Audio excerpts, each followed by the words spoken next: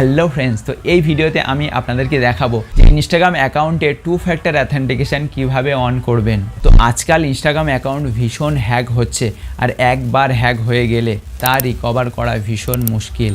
তো এই two factor authentication on করে রাখলে আপনার ইনস্টাগ্রাম অ্যাকাউন্ট কেউ হ্যাক করতে পারবে না। তো এই ইনস্টাগ্রামটা ওপেন করে নেব।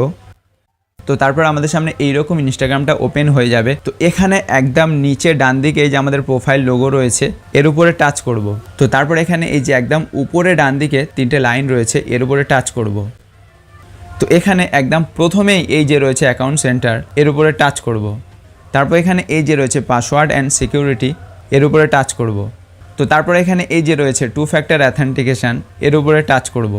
তো তারপর এখানে দুটো প্রোফাইল শো হচ্ছে, একটা ফেসবুক প্রোফাইল, একটা ইনস্টাগ্রাম প্রোফাইল। তো এই ইনস্টাগ্রাম প্রোফাইলের উপরে টাচ করব। তো তারপরে এখানে এই যে রয়েছে মেসেজ আর হোয়াটসঅ্যাপ, ঠিক এর ডান দিকে এই যে ছোট্ট গোল বক্স রয়েছে, এর উপরে টাচ করব। তারপরে নিচে নেক্সটে টাচ করব। তো তারপর ওখানে আপনাদের মোবাইল নাম্বারটা দিতে হবে, ওখানে আপনারা আপনাদের মোবাইল নাম্বারটা দিয়ে দেবেন। এখানে আমার মোবাইল নাম্বারটা দেওয়া রয়েছে, তাই অটোমেটিক সেই মোবাইল নম্বরে ওটিপি চলে এসছে।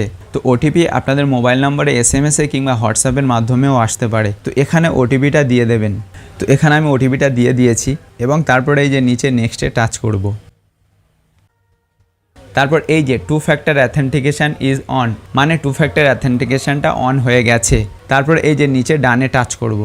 তো এই টু ফ্যাক্টর অ্যাথেন্টিকেশনটা অন করে রাখলে আপনার পারমিশন ছাড়া, মানে আপনার মোবাইল ফোনের ওটিপি ছাড়া আপনার ইনস্টাগ্রাম অ্যাকাউন্ট কেউ হ্যাক করতে পারবে না। তো ওকে, দেখা হচ্ছে আবার পরের ভিডিওতে।